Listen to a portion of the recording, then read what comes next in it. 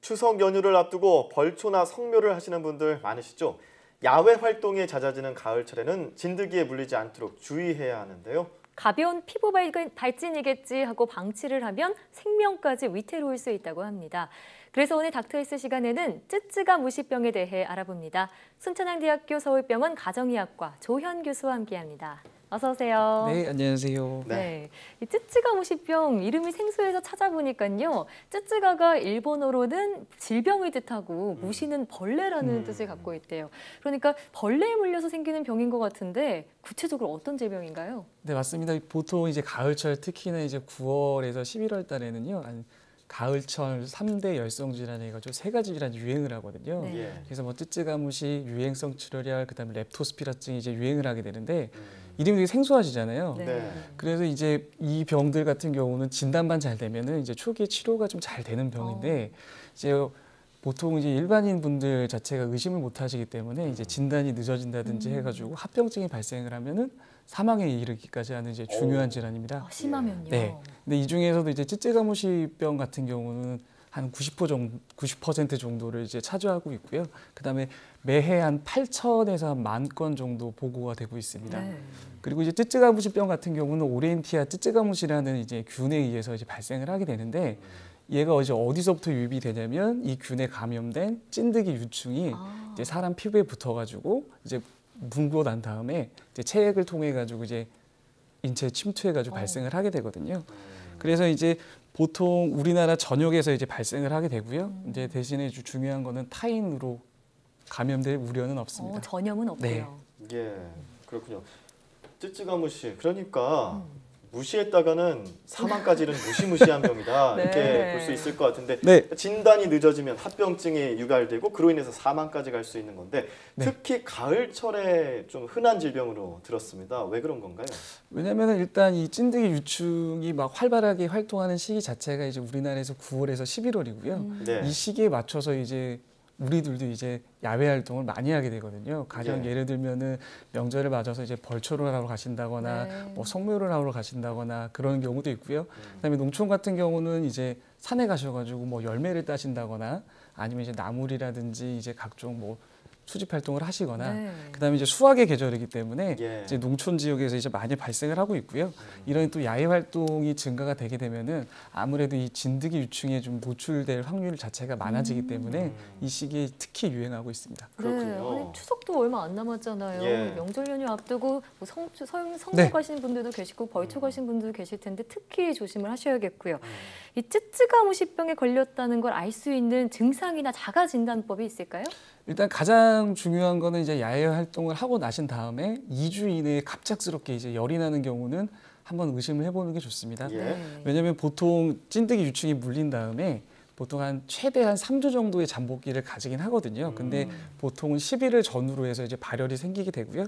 그다음에 이때 마찬가지로 뭐 발열 동반해서 오한이 난다든지 두통이 생긴다든지 심한 근육통이 있다든지 예. 뭐 이런 증상이 있으시면은 한 번씩 의심해 볼 수도 있고요. 근데 기타 증상으로는 뭐 기침을 한다든지 복통, 구토, 설사 이런 증상도 나타날 수 있고요. 그래서 반드시 이제 야외 활동을 하시고 난 다음에 갑작스럽게 열이 발생을 했다라고 하면은 의료기관에 찾아가 가지고 진단을 받으셔야 되고요. 그다음에 의료진한테 야외 활동에 대해서 정보를 주시는 게 중요합니다. 그렇군요. 그러니까 이 2주 안에 뭔가 야외 활동을 하고 2주 안에죠. 네. 발열이 발생하거나 오한이 발생하면 이 쯔쯔가무시병을 의심해야 되는데 증상이 감기랑 비슷하니까 내가 야외 활동을 안 하다가 오랜만에 해서 몸살 걸렸나 이런 생각하시는 분도 계실 거고 또 환절기다 보니까 감기겠지 하면서 무시하는 경향이 있을 것 같아요. 그런데 이렇게 피부에서 또 나타난 증상이 있어서 그걸 또 유심히 보면은 관찰하면 된다고요? 일단은 이제 진드기 유충이 물기 때문에 피부 증상이 좀 나타나긴 하거든요. 일단 처음에는 이제 발진이 몸통 부분에서 시작을 해가지고 전신으로 퍼지게 되고요. 그다음에 이제 진드기 유충이 이제 문 자리 같은 경우는 처음에는 이제 모기에 물렸을 때처럼 빨갛게 부어오르거든요. 그리고 나서 다음에는 이제 가운데 부분에 이제 괴사가 되면서 나중에는 이제 검은색 딱지가 남게 되는데 이걸 이제 가피라고 합니다. 근데 이 가피 같은 경우는 쯔쯔가무시병을 진단하는데 굉장히 많이 도움이 되거든요. 근데 얘가 문제가 뭐냐면은 아프거나 가렵지는 않습니다. 어. 그리고 또 어디에 자주 생기냐면은 눈에 잘 안 보이는 부위. 뭐 예를 들면 사타구니라든지 예. 둔부, 그다음에 뭐 겨드랑이 같이 피부가 접히는 부위에 많이 생기거든요. 네. 그렇기 때문에 진짜 주의 깊게 관찰하지 않으면은 찾아내기가 좀 쉽지가 않아요. 모르겠어요. 그리고 예. 크기도 한 1cm 정도로 좀 작거든요. 그렇기 때문에 세심하게 관찰하시는 게 중요하고요. 그다음에 이제 찐득이에 물린 뭐 자리가 있고 발열을 동반하고 그다음에 이제 발진이 있다고 하면은 한 번씩 의심해 보는 게 좋습니다. 네. 예. 그러니까 정리를 하자면 야외 활동을 하고 나서 열이 갑자기 난다거나 네. 아니면 뭐 피부에 물린 상처가 있는데 딱지가 않는다. 그러면은 좀 쯔쯔가무시병을 의심해 보면 좋겠네요. 딱지가 하나 있는데 좀 네. 네. 네. 자, 이 쯔쯔가무시병에 감염이 되면은 조기에 치료를 받아야 한다라고 하셨는데 네. 어떤 치료를 받게 되나요? 이 쯔쯔가무시병 같은 경우는 항생제에 굉장히 잘 반응을 하거든요. 그래서 보통 항생제가 투여되고 난 다음에 한 48시간 이내에 좀 증상은 많이 호전이 되고요.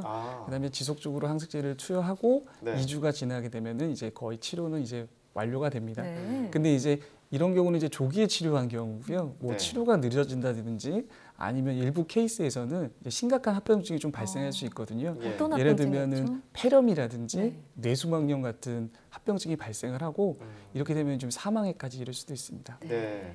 이 가을철에 아까 말씀하셨던 그 3대 네. 야외에서 발생하는 질환 중에 유행성 출혈열, 그다음에 쯔쯔가무시, 또 하나가 렙토스피라증이라는 게 있다고 들었어요. 네. 근데 이게 다 동물이나 곤충들에 의해서 매개돼서 감염되는 걸로 알고 있는데 어떻게 또 쯔쯔가무시병하고 좀 네. 차이가 있을까요? 쯔쯔가무시병 같은 경우는 이제 진드기 유충이 이게 물어서 생기는 거고요. 네. 이제 렙토스피라증 같은 경우는 이제 가축이라든지 이제 쥐의 배설물에 렙토스피라균이 들어 있거든요. 네. 그래서 이제 흙이라든지 이제 고인 물 같은데 이제 오염이 되게 되면은 뭐 강도 그렇고 개울도 마찬가지고요. 이제 그런 데서 이제 일을 하시다가 네. 피부에 상처가 있는 경우에 이 상처를 통해서 균이 인체에 침투하게 되거든요. 이제 그렇게 발생하는 원인 자체가 조금 다르고요. 네. 예. 증상 같은 경우는 이제 갑작스럽게 발열이 나는 거는 쯔쯔가무시와 유사한데요. 예. 뭐 열의 정도는 조금 낮고요. 쯔쯔가무시처럼 감기 증상들, 뭐 갑자기 뭐 기침을 하신다거나 오한이 있다거나 두통이 있다거나 뭐 근육통이 있다거나 이런 증상은 굉장히 유사합니다. 근데 네. 심한 경우는 뭐 황달이라든지 출혈, 객혈 같은 게 또 발생을 할 수가 있고요. 오. 그다음에 이제 의식장애라든지 경련과 같은 신경장애 증상도 나타날 수가 있습니다. 예. 그리고 이제 마찬가지로 적절하게 치료가 안 되면요, 뭐 폐렴이라든지 간부전, 신부전 같은 게 발생을 할 수가 있어서 치사율이 한 20에서 30% 정도는 됩니다. 네. 앞서 쯔쯔가무시병은 한 2주 정도면은 호전이 된다고 했는데 네. 렙토스피라증도 빨리 호전이 되나요? 조기에 치료를 받으면? 네, 마찬가지로 렙토스피라증 같은 경우도 항생제가 적절하게 투여가 되면은 금방 호전이 됩니다. 그렇군요. 네. 두 질병 모두 조기에 치료받는 게 그만큼 중요하겠군요. 그러니까 의심하시는 게 제일 중요합니다. 의심하는 네. 것이요. 네, 그래도 치료받는 것보다 사전에 네. 안 걸리는 게 가장 좋잖아요. 네, 맞습니다. 예방할 수 있는 방법 알려주시죠. 그 3대 열성 질환 중에서 유행성 출혈열 같은 경우는 예방 백신이 있거든요. 네. 그래서 이제 걸리지는 않는데 나머지 두 가지 질병 같은 경우는 백신이 없기 때문에 굉장히 좀 예방이 중요하거든요. 그래서 가급적이면 야외 활동을 하실 때 긴 소매, 긴 바지 옷을 입으시고 양말은 꼭 착용해 주시는 게 좋아요. 아, 그러니까 진드기에 안 네. 물리는 게 최선이라는 말씀이시네요. 그렇죠. 그리고 이제 행여라도 이제 고인물이라든지 논 같은 데서 작업을 하실 때는 꼭 방수 효과가 있는 장화라든지 장갑, 작업복을 착용해 주는 게 좋습니다. 네. 예. 그렇군요. 또 뭐 네. 여러 가지 야외 활동 이후에는 뭐 세탁도 확실하게 하고 네, 그럼요. 그런 것도 중요할 것 같은데 맞아요. 그 반려동물하고 같이 뭔가 야외 활동 한 다음에 반려동물도 잘 씻기는 것도 중요한 예방법일 것 같습니다. 반려동물보다는 이제 네. 본인이 이제 야외 활동하고 난 다음에요. 네. 가급적이면 빨리 비눗물 같은 걸로 이제 샤워라든지 목욕 같은 걸 해주시는 게 중요하고요. 네. 그 다음에 이제 야외 활동 시에 입었던 옷 같은 경우는 최대한 빨리 세탁을 해주시는 게 예. 예방을 하는데 도움이 많이 되십니다. 알겠습니다. 본인이요. 네. 네. 자, 올해는 유난히 더웠던 탓에 이 털 진드기 유충이 더욱 늘었다고 하니까요. 각별히 주의가 필요할 것 같습니다.